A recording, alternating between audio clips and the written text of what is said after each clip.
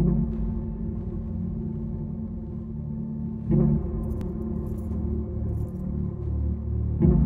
is Major. I'm on site.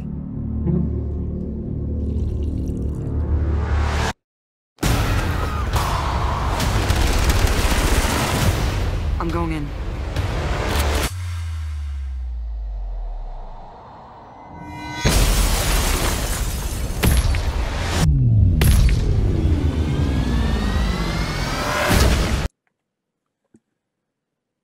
Good evening, everybody. This is Dodo from the MosBros Reviews, and tonight we're going to be reviewing Ghost in the Shell, the 2017 theatrical release. Let me start this review by saying I completely disagree with most reviews of this movie. I disagree with the criticism of whitewash, especially considering the team has a very multi-ethnic diversity in the show itself. Why isn't anyone up in arms about a black man portraying Ishikawa? I disagree with the idea that it poorly represents the anime or that it was poorly scripted or edited. I want to start with the nuanced casting of this movie.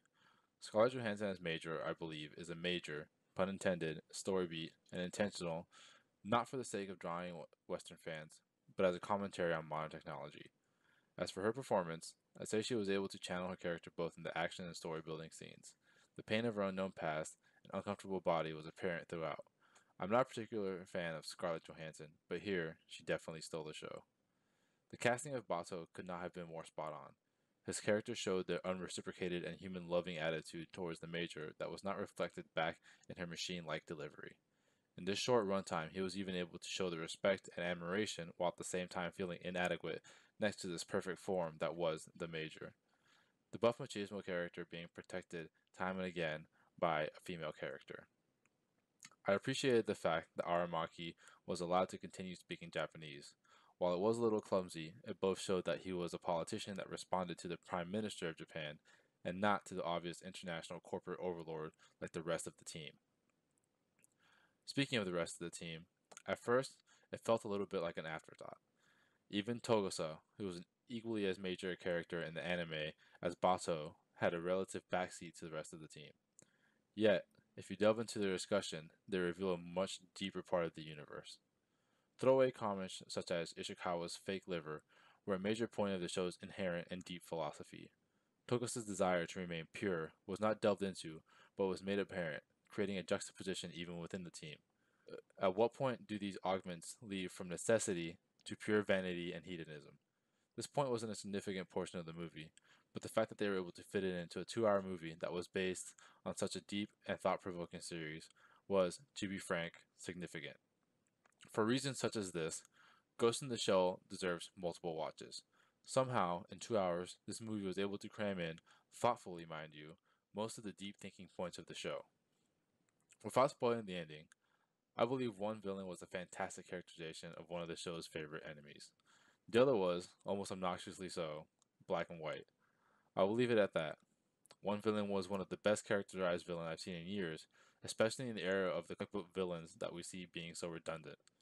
So much so that the other villain can almost be overlooked for being so one-dimensional. As for the story itself, I haven't seen the anime in somewhere around 3 or 4 years, but this jogged my memory significantly. It plays off of the Laughing Man arc while still giving it a unique identity. Major's backstory in this was far removed from that of the show, but that is not to say the character suffered from it. I believe the character created here was the same as that which you saw in the anime, with the same doubt and nebulousness, but with a much more human touch. Rather than being an android that has been through wars and countless skirmishes, this is a person who was thrust into this role. This both accentuates the power of these new cybernetic bodies, as well as ties her more to the viewer. The aesthetics of this movie were nothing short of breathtaking.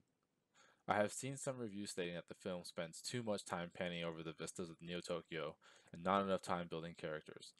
The only question I have here is, was that a problem in Blade Runner, one of the most well-regarded sci-fi movies and a significant inspiration for this one?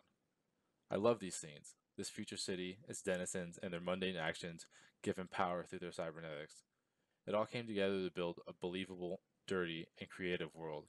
It was, in essence, beautiful and dizzying. These scenes in the city itself may have been the best character in the movie. I wish there had been more panning shots. Honestly, had the story, action, or characters been weak, this movie would have still been a hit to me just by the aesthetics and small stories seen in the background.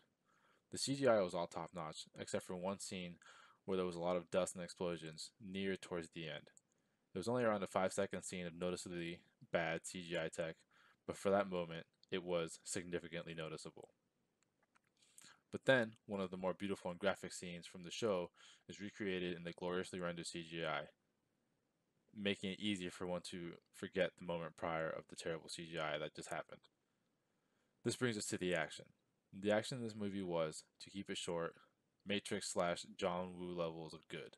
The choreography, the recreation of the scenes from the show with real humans, it all not only worked, it all impressed. I had a smile on my face at every moment of the action. I had a smile on my face for every moment of this entire movie, from intro to everything but the last convenient 5 minutes. The way CGI is incorporated into real actor choreography, the way the cyber enhanced characters carry themselves without fear of getting hit, shot, or anything in between. The obvious difference in skill and strength each character used depending on the amount of humanity an enemy possessed. It was all very clear and purposefully done. The wrap up and ending of this movie was at best convenient and at worst cheesy. Here's to a sequel that can make this obvious sequel bait worth it. Other than the movie's end and the one-dimensional villain, this movie was not only a standalone success, but a faithful, beautiful, and significant recreation of the original series and animes. I can recommend that anyone who can look past the negative press will find themselves pleasantly surprised, and glad that they spent the time and money to see this near masterpiece of sci-fi technopunk. Do not let this franchise suffer the same fate as Dredd because a few movie reporters cannot seem to get their heads out of their asses and see this for what it really is. The most frustrating thing of these reviews, which I will delve into at the spoiler cast, is that the reviewers seem to miss the social commentary being made here by this whitewashing. It is intentionally done to represent the lost culture and spirit that technology is causing humanity. It is meant to show that the deeper we dive into our cell phones, Facebooks, and other technology that is constantly evolving, the further we get from our origins, our cultural heritage, and who we are inherently and historically. It shows that we easily forgot ourselves. We are easily capable of forgetting ourselves through technology and using it as a crutch to make ourselves supposedly better while we still lose ourselves and who we inherently are. I think the final wrinkle to that is that corporate greed is driving this wedge between people and their cultures, all while we sit and accept it. To say that this movie was whitewashed is actually buying into the same sort of propaganda that this movie is fighting against.